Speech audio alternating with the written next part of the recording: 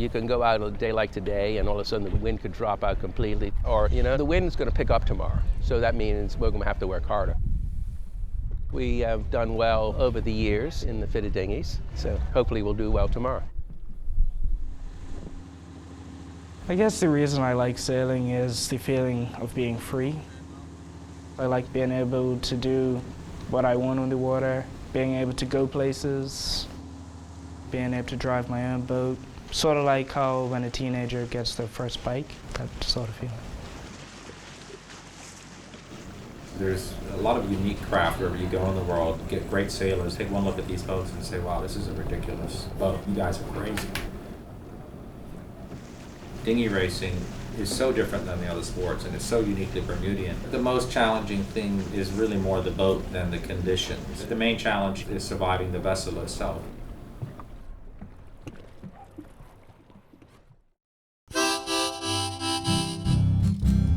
All the way to Baylor's Bay, fish and taters every single day. They used to sing and dance as they went along, singing a happy but a teasing kind of song.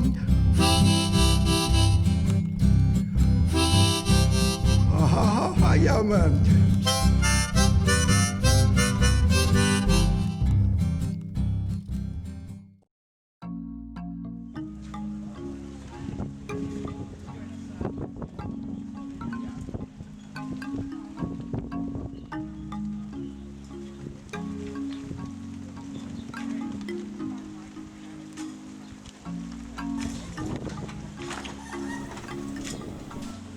My name's Mark Soares. I have a marine business here in St. George's. Previously international yacht captain, working on private yachts around the world, Indian Ocean, Pacific, Atlantic. But now back here in Bermuda, settled down and started dinghy racing here about 4 years ago. This is my second year as skipper of the Victory 4. I'm very happy about it. A lot to learn still, and got my old skipper on board, which has been really helpful. He's been a great mentor, so it's onwards and upwards, but lots to learn as a new skipper.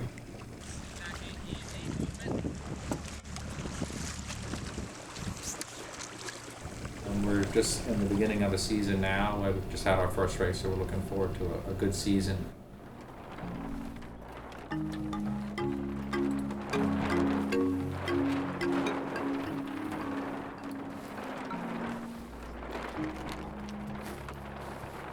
My name is Roger Mello, and I sail in a boat contest at the Royal Bermuda Yacht Club. And I've been sailing fitted dinghies probably 40 years plus, I guess. So I've been sailing a few days, a few years, not too long. Before contest came to the Royal Bermuda Yacht Club, it belonged to the Bermuda Sailboat Club, but also it sailed out of the Royal Amateur Dinghy Club. And I did sail dinghies there too. Right now I'm doing the backstays and I do the spinnaker work, and I bail sometimes too, and depends who's not there, right? Like right now, Dimitri's doing a lot of the bailing, right? He's a little bit lighter, and but we're all hiking out.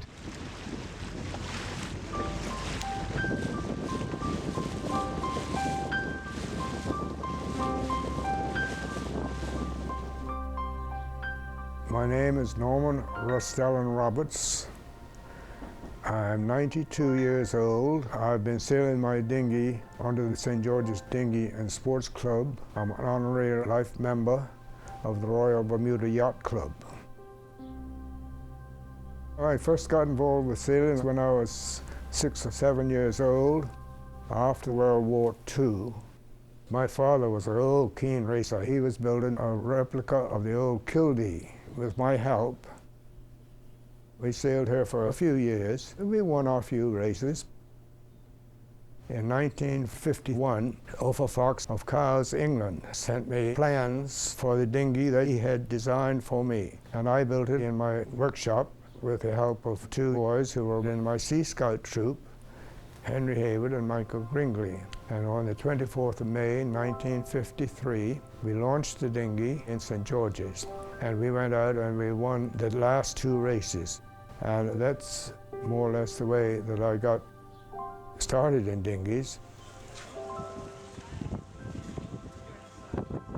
The dinghy racing itself came about from the Bermuda working sloops of the 17th and 18th century, which were basically the working boats that used to ply the waters of Hamilton Harbor and the Great Sound.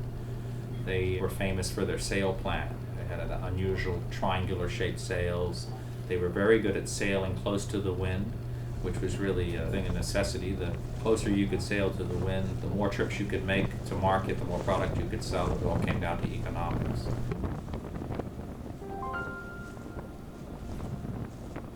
That triangular sail plan, which became known as the Bermuda rig worldwide, is now the standard rig on all sailboats, small boats and yachts around the world. And that was something that was invented here in Bermuda. And eventually Bermuda ended up building many ships for the Royal Navy, which were the fastest ships in the whole fleet. And our little fitted dinghies are really directly related to these unique vessels from that time. They used to have long keels, and they used to use them for transportation and cargo, and then on the weekends, like Sundays, they would put a mast in it and go racing. I think it was probably starting as, just recreationally. You put a mast in the boat and you put sail on and you go racing, and then somebody puts a wager on it and says, it's for some money, so you try to get better and faster.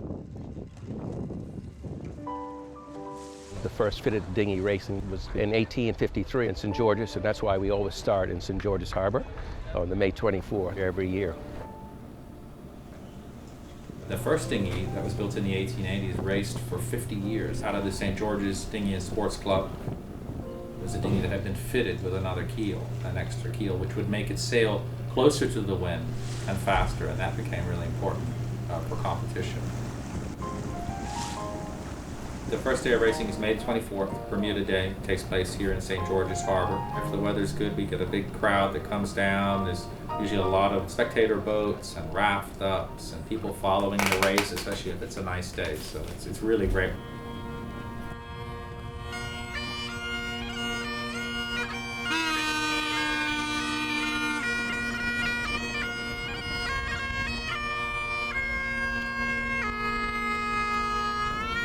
Quite often the governor and the premier and other dignitaries go out and watch the first race of the year. There's no real traditional end to dinghy racing. It can run right into September if necessary. It's 9 races, but then, we're trying to, the weeks that we don't sail racing, we try and train, so that's usually one evening a week. And then during the winter months, we work on fixing up the boat and painting, repairing, getting stuff built that we need. So it ends up being year-round, but we generally take a pretty good break in the winter time. But I've done a lot of ocean racing in my earlier days. I sail a laser, which is a small Olympic class boat, because it helps you become a better helmsman. Well, I'm still young and I'm still fit, hopefully, and I do a lot of other things besides sailing. I swim a lot, and I used to play a lot of squash, and but right now I'm just mostly sailing and swimming, and hopefully I don't have to swim on fitted dinghy days.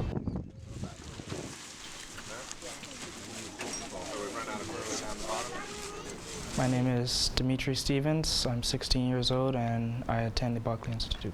This is my 3rd season racing fitted dinghies.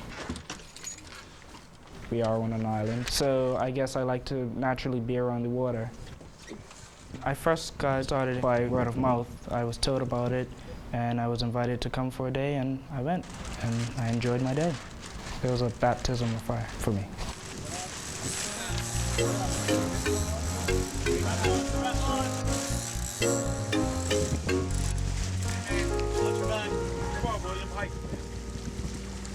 I was 12 when I started sailing. I started in the OPTI, which was by the Waterwise program, which is in the public schools right now.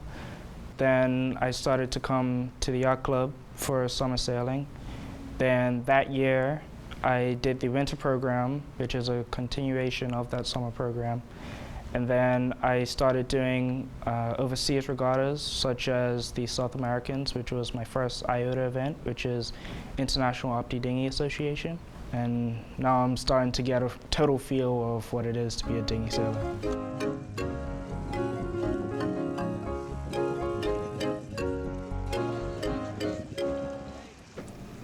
Victory 4 is based out of the St. George's Dinghy and Sports Club, which is where we are now. Our crew ranges in age from 15 years old to 60 years old. We try and encourage the youth, and we try and get youngsters. Most of the crew are from St. George's area. Our crew comes from all walks of life, from students to teachers to guys that work in IT, or guys that, like me, that work on the water. So it's quite a cross-section of people and a cross-section of ages. The boat itself is, it's over 10 years old now. It's not the oldest boat in the fleet, but she's still pretty competitive.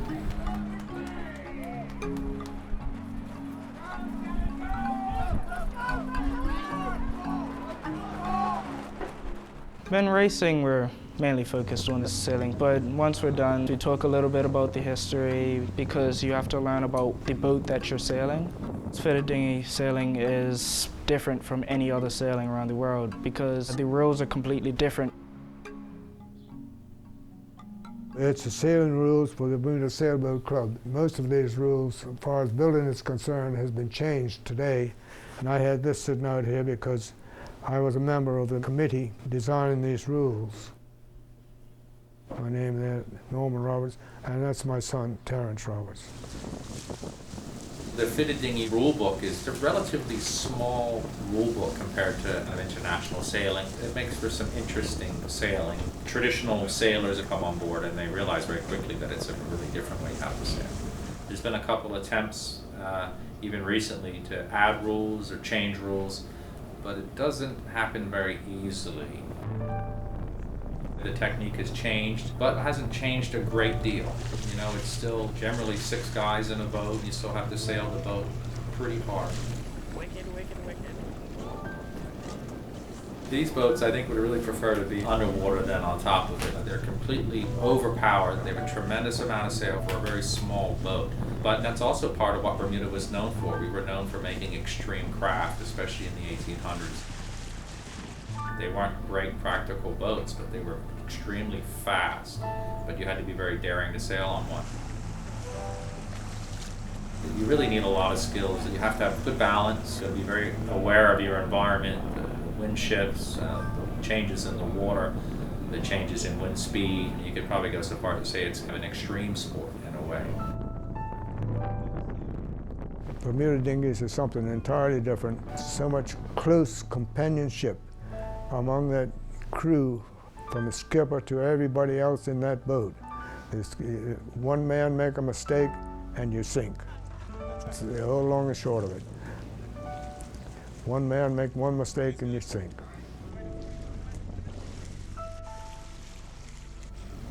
Our boat is pretty wet. We take in a lot of water. The bailer has to be usually quite a fit young guy who we work him pretty hard. So we sometimes have to rotate and put another bailer down in the bilge just because he's too exhausted. So it's a lot of work. Bailer's job is pretty much you take a bow, you go into the middle of the boat, scoop it, and make sure you scoop it outside the boat. And you have to do it fast, because if you're not bailing out, then it goes back in the boat. So you're using up more energy to get that same water back out of the boat. Everything about sailing is efficiency. So when I'm bailing, it's pretty much a job of making everyone else's job easy. I remember being completely overwhelmed when I first started. And as a bailer, it's very busy inside the boat, not only just because you're bailing out a tremendous amount of water. There's constant movement. It's a lot of people in a small space. There's lots of things to pull on and things to go wrong. It took me probably the whole first year to get my head outside of the boat and actually realize where we were, what position we were in, and what was even going on.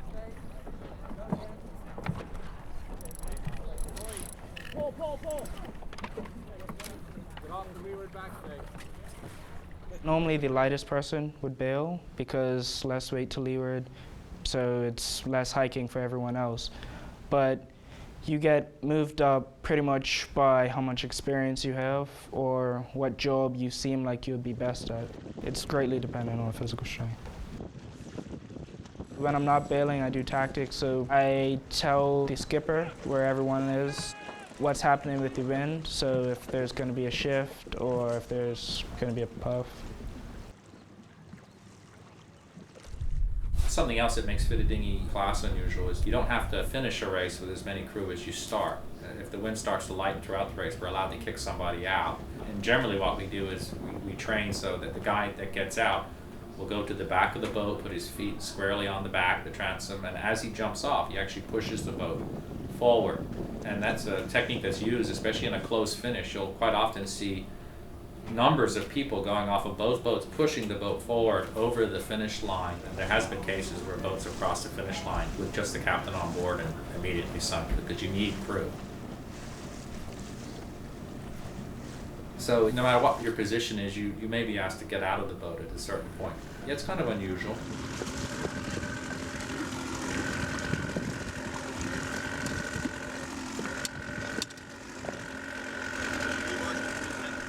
At the same time that my father was building the Streebor, Raymond Haywood of St. David's, he was building one called the Shamrock. I think the Shamrock is in the Maritime Museum at Ireland Island.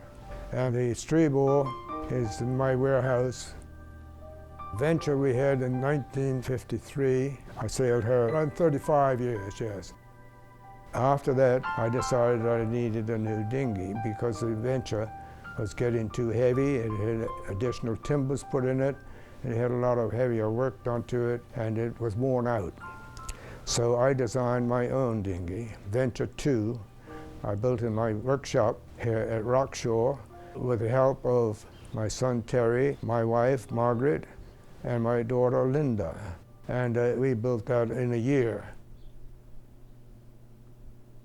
And the Venture 2 is still as good as she was the day she was built. She was built the West system. She's very strong. She's got a glued-on laminated hull, and I built her with very strong keel, bent in place, more than one piece, but glued together, which made it stronger. I had 144 pieces of 1/8 inch thick wood across where the mast step of the Venture was. 144 pieces glued together. Good boat. Best ever. We need to spin it to get the keel out.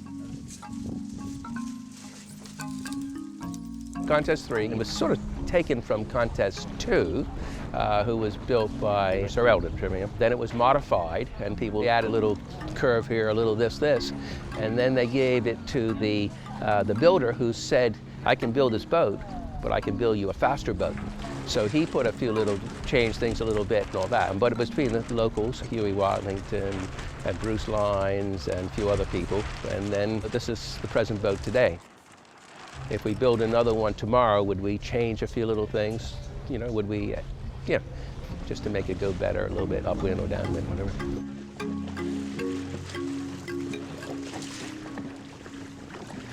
This boat here I built myself when I was 90 years old, and it's an exact model of Venture 2. And it's built West system, cross-planked, and it has a thin sheet of fiberglass on the outside and a thin sheet of fiberglass on the inside.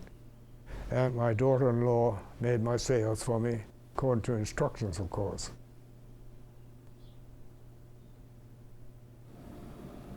There's no electronics on the vessels. There's no, no electrical sensors or equipment or wind gauges. There's not even an automatic bailer, which is why we still have to use a Tupperware bowl to get the water out of the boat, basically. On a windy day, it's a pretty tiring race, especially for the guys operating the sheets and the guys that are hiking. It really has to be a combined effort of the whole crew as far as tactical decisions, just the way you move your weight around the boat. You're hiking out over the water, leaning out of the water, using your stomach muscles, unlike a lot of other types of racing where you have some type of assistance, and you're pretty busted by the end. So the boats are very sensitive. A modern day yacht will sail from 5 knots of wind to 50 knots of wind with the same set of sails and the same mast, just by reducing sail area. On the fitted dinghy, our range is between 0 knots and about 20 knots at the most. And within that small window, we can change sails up to 3 times. We have a set of sails which is only good for 5 to 8 knots, perhaps. And then after that, we need to put another set of mast, sail, and everything on for 8 to 12 knots, and then another set from 12 to 15, and then another set from 15 to 20. So that's within 0 to 20 knots, we've got 4 different options and 4 potential sail changes. That takes us about 45 minutes to make the change. But without making those changes, you probably wouldn't survive the race. If it was the breeze came up, you're probably going to sink. That's how it is. There are some unusual rules when it comes to port and starboard crossings. In most sailing, when 2 boats come together, one boat, the starboard tack boat, actually has right of way, and the other boat has to give way. In fitted dinghy racing, as the vessels approach each other, basically we shout really, really loudly, both boats, and then we both have to tack away. So that's kind of unusual. You won't find that in any other sailing sport. And that's all part of the rules and part of the fun, and part of what makes fitted dinghy racing unique.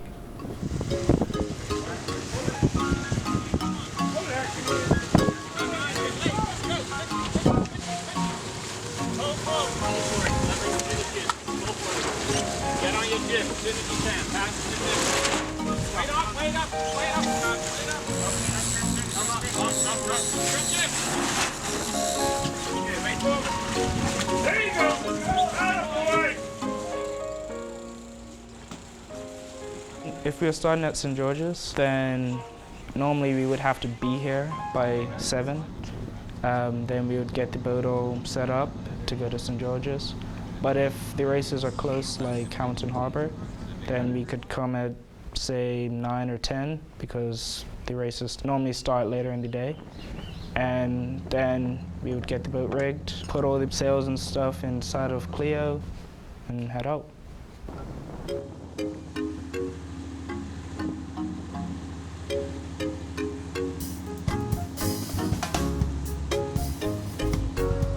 Once we arrive to our destination, put the boat back in the water, put the mast in, sails up. Behave yourselves.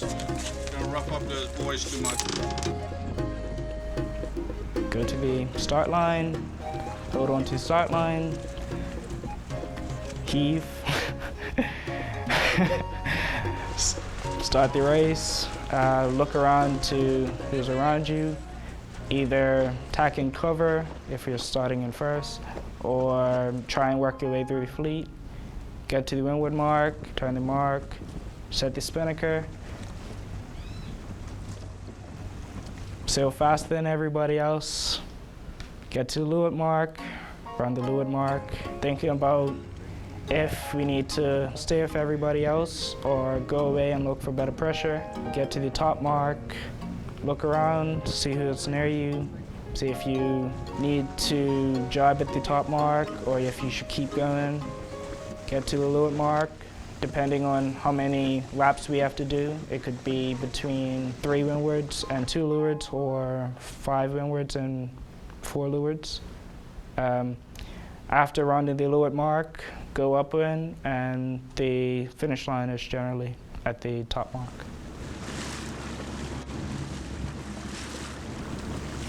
The angle of the race course in relation to the wind is always the same. It's supposed to be what's called a windward-leeward course, but of course the wind can change, which can make for interesting sailing. This is basically a starting boat. We pull off of a tugboat, which is also an unusual way to start a sailboat race. We pull on a rope on the side and peel off. We race to a windward mark towards the wind, and then back around the tugboat. The course can only vary by length. It's a 2 and 3 or a 3 and 4, which is called by the race committee.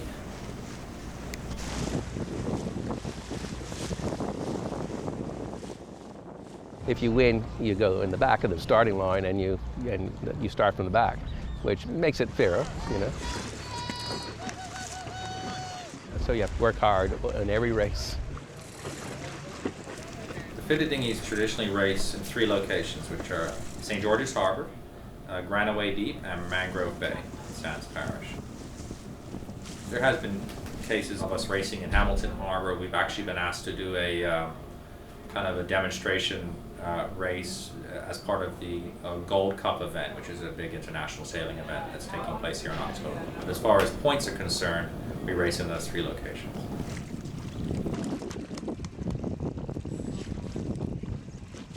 Oh, I won every cup sometime or the other, no question about that. One race week took a little broom out to hoist in case we won it, but instead of winning it, we sank, so. But we got a trophy, we got the sinking cup. From the day I launched Venture 1, I had more or less the same crew.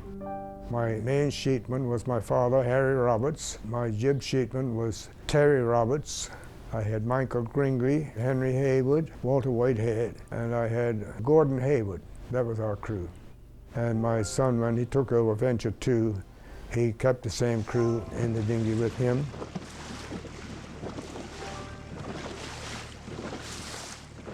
Dinghy sailing in general is complex. It's a very small boat with a very large crew. And a lot of it really comes down to teamwork. You really have to work very closely with your crew. But the crew work has to become second nature. So it takes years and years, I think, to really get it fine-tuned.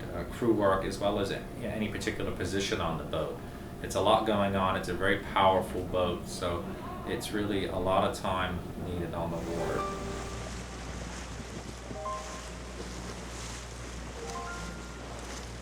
You can't do this all by yourself. Sailing, it's a team thing. It's learning to live and work with other crew and other people on the boat. It's a living thing, you know. We have a nucleus of 6 or 7, starting from Summers, who is a skipper, Peter, who's just come back from teaching in the U.S. You have other members on the boat, and Dimitri, who is a very good little sailor. In light air, you want to stay still so you're not moving the sails around a lot. Whereas in dicey weather, it's bigger movements, so everyone's communicating more. Say if we had a bad tack and we're about to sink, then everyone needs to get to the windward side, balance the boat out, keep it flat, make sure you don't sink. Sinking's a really bad thing.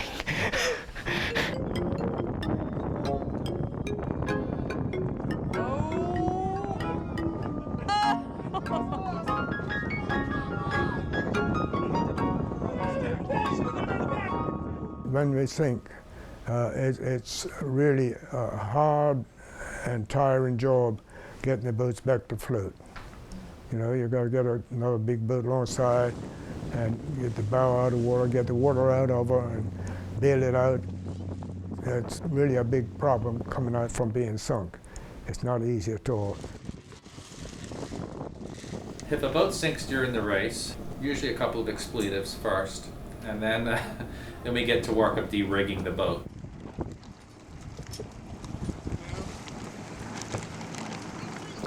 Now, when I say it sinks, the vessel usually falls over sideways, submerges itself just below the surface. It doesn't sink to the bottom. So the first thing we do is we start to take the sails off, and there's a lot of things that get tangled. Pull as much down as we can. We get it as close as we can to our support boat. And then using a line from the very top of the mast, we use the leverage to pull the boat upright.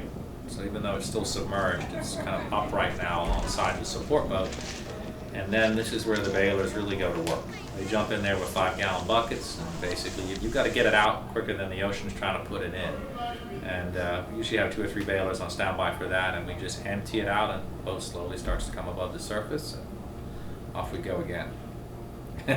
Not something you can do during a race and get back in the race. Once you sink during a race, you're out of that race. You're thinking about what you're going to do for the next race. Hey, Dad! Yeah? I want to know, how you capsized. Got blown over. Oh, it did? Yeah, couldn't let the main out enough. On the day of the Jubilee Cup, well, the competitor to the Jubilee Cup was down here, and they wanted to sail the race, so I agreed. Before the race, we were out practicing, and my rudder broke off. We didn't capsize. We did get in the club safely, but I had to take time to go and repair that rudder to sail the Jubilee Cup. And I had some very good sailors in there with me, and I wanted to let everybody know that the skipper doesn't always win the race. The skipper might give the orders to tack and that sort of thing, but without the full cooperation of every man of crew in that dinghy, if he doesn't do his job, you're going to sink.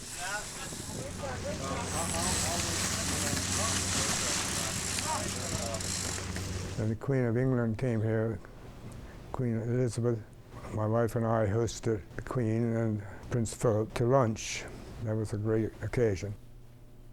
On another occasion, when Prince Charles was here, the governor had arranged with me to take my dinghy out in the harbor for the prince to watch the boat sailing. Then we went alongside Romay and had a refreshment and a long conversation with Prince. That was very nice indeed.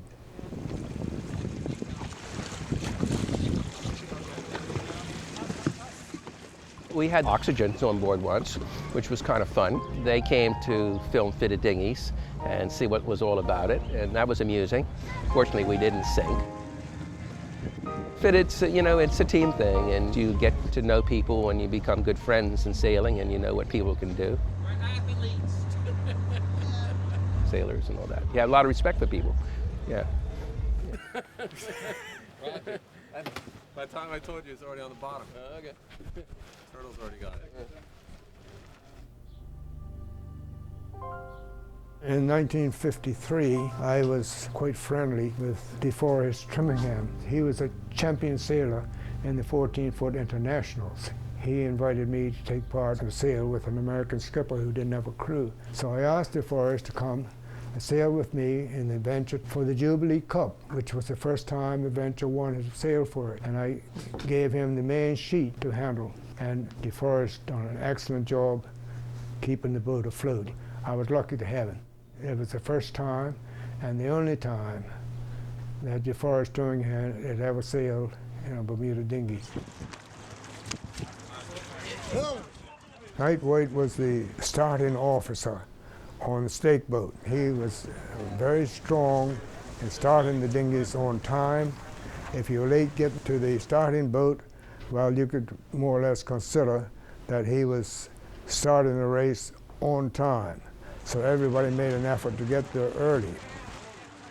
You're about the only guy that says that. And he was a good starter man, one of the best we ever had, I think.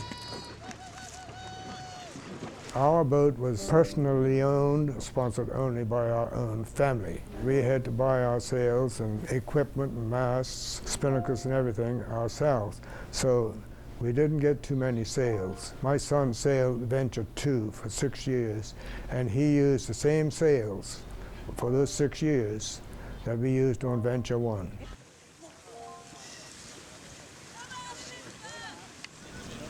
To operate a fitted dinghy is a pretty expensive operation. Without disclosing all the numbers, I mean, just for example, if we were to break one of our masts, I mean, you'd be looking at $7,000 or $8,000 just to replace a mast. Right now, there's 4 boats racing. We almost had 5 last year, but it didn't work out. And there's probably 2 or 3 dinghies hanging around that could come out. They would need a bit of work to get them back in shape. You'll see one hanging at the airport when you fly in. You'll see some in the Maritime Museum, the Old Victory in the Maritime Museum. But it would be nice if we could get a couple more boats out on the start line. As far as finding crew for the dinghy, the truth is it's such a time commitment, and we really want young people involved as well, that we really have to encourage people, even people that have no sailing experience, to come and contact us. And if you're willing to show us a commitment, we're willing to teach you, because it is hard these days to find crew. So it's important that we kind of get the message out and we get as many people down to the boat as we can.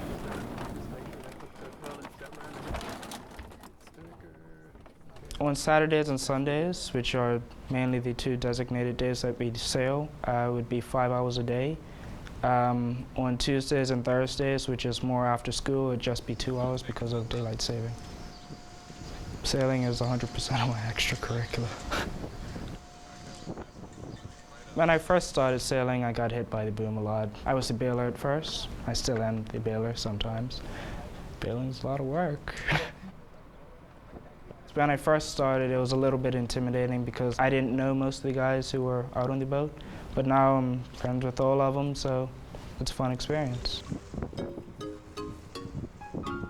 With my racing side, I would prefer to stay in my small boats, light boats, With my fun side, I prefer to stay with the dinghy because I get to meet a lot of people, I get to interact with those people and have a good time.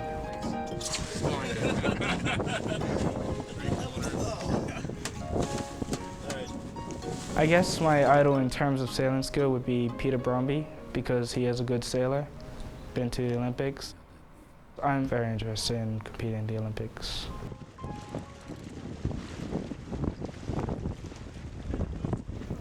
"15 or 20 years ago, there was definitely a lot more people, not just on the race course, but also more spectators. It was a lot more support. I'm not really sure why support has really dropped off. It is something that we're trying to drum up.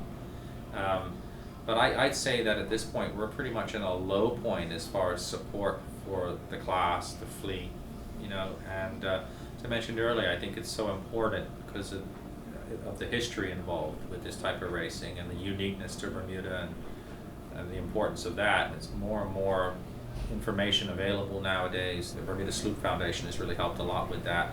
The Spirit of Bermuda, which I'm one of the captains on, has been a huge help to making Bermudians aware of their maritime past and maritime heritage. We're doing our best to try and get people out to watch us and getting more interested, and we also are always making an effort to try and get younger people into the boat as well to try and keep the tradition going. Okay. You hold on to that, bud. Yeah, look by yourself, buddy. You need to bring up the three stuff.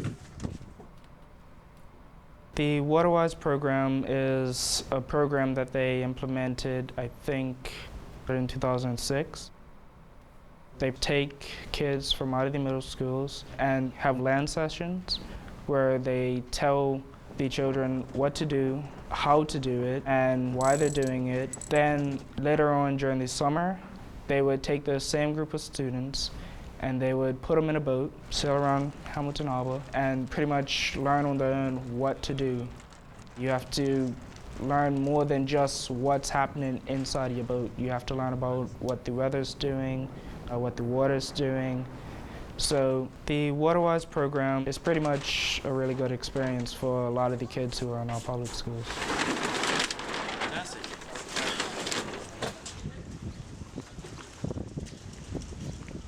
The Royal Bermuda Yacht Club were very instrumental in sailing in Bermuda, especially Geordie Walker, who built two fitted dinghies, the Spirit of Bermuda and Bloodhound. He did a lot for sailing in Bermuda, and same with Mr. Dick Kemp. And then we just lost John Thompson, who sailed on the boat also. So yeah, it's pretty sad, and it's, you know, that people have to die, but they do. And there's always somebody, youth coming up, and there are a lot of good little sailors around here. So that's important of everything, you know, youth comes in.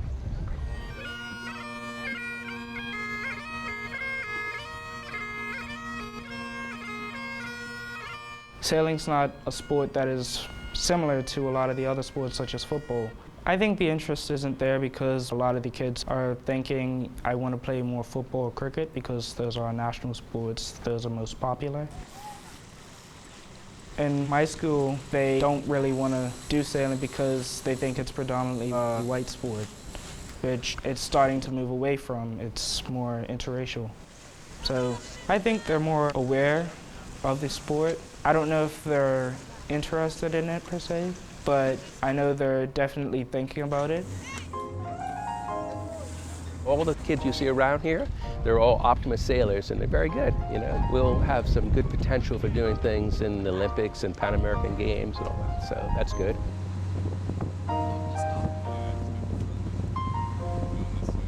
One time had a submarine in St. George's, English submarine, and we got to know one of the officers on it very well. And this was in the early part of my racing, and he said I was a maniac for Bermuda dinghies. And I think he was probably right. I have enjoyed the sport very much. I've got a lot of pleasure out of it. And my son Terry sailed Venture 2 and continued to win race after race until finally, after about 6 years of sailing Venture 2, he found it necessary to drop out of racing, and neither of us have been in dinghy racing since. But we have hardly ever missed a dinghy race, and I can tell you that. We are still very much interested in Bermuda-fitted dinghy racing. On the first sailor out of my family. That's something I'd like to pass on to my son, who's 2.5 now, and the sooner I get him in the boat, the better. Once he's old enough to swim, then he'll be old enough to bail, as far as I'm concerned. It's really, really neat to be involved with a sport that's directly related to something so important to Bermuda, and that's why I feel it's so important that we have to participate and keep the fitted dinghies going and make sure we have young crew on board to keep the sport alive and well. Fitted dinghy really is an icon for Bermuda. There's other kind of extreme sailing. There's the Chesapeake log canoe, which is an unusual, unique type of sailing in their area. And the Australians have some unusual high-speed vessels. But fitted dinghy is uniquely Bermudian, you know, and the only place you'll see a fitted dinghy sailing or racing is here in Bermuda. It's been a very long racing history, over 130 years of fitted dinghy racing. There's certainly some crazy races and some crazy sinkings that we've had, and some great days. Not too much in the way of unusual stories at this point, but we've certainly had some wonderful days on the water.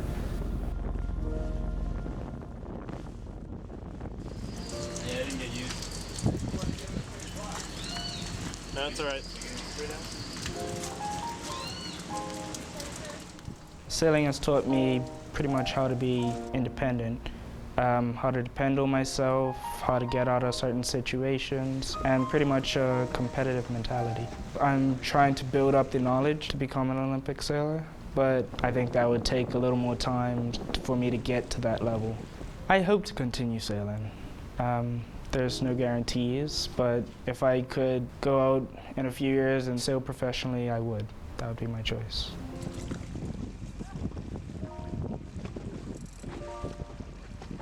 Everybody has their different interests, and you have cricket and you have football and things like this. Not everybody's sailors, but you might be interested in seeing it right here. That's why they try to do like match racing, have it right here, right in the harbor, so people can see it, you know?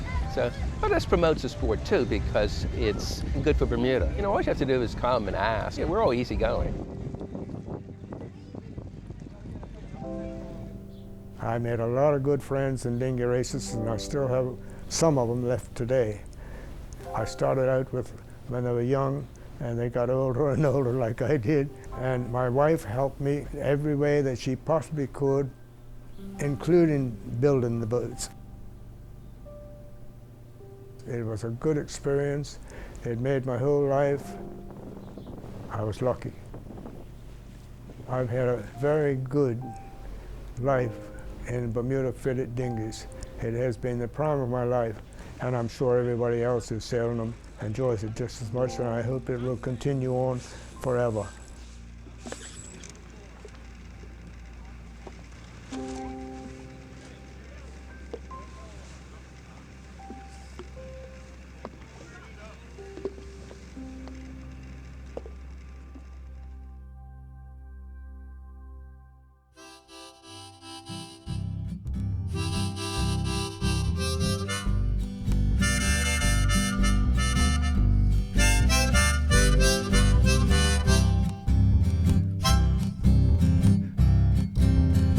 Many, many years ago, they used to sing and dance all the way from Somerset to St. Jude.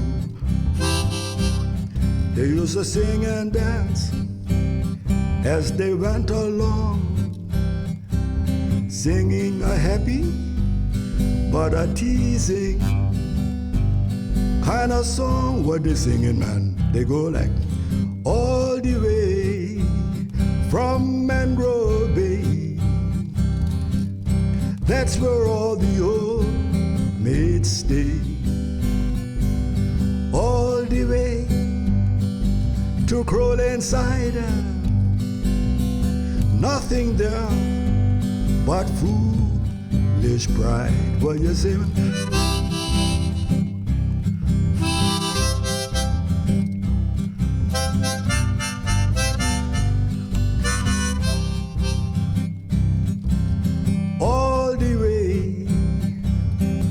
Spanish Point,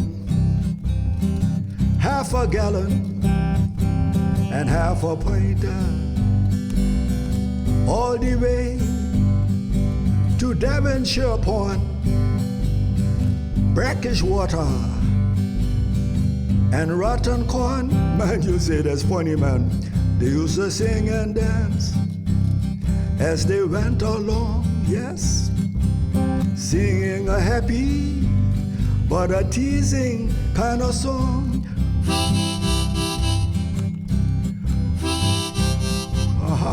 Yeah, man.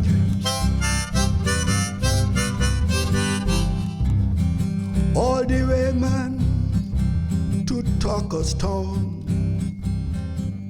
They're getting drunk and they're falling.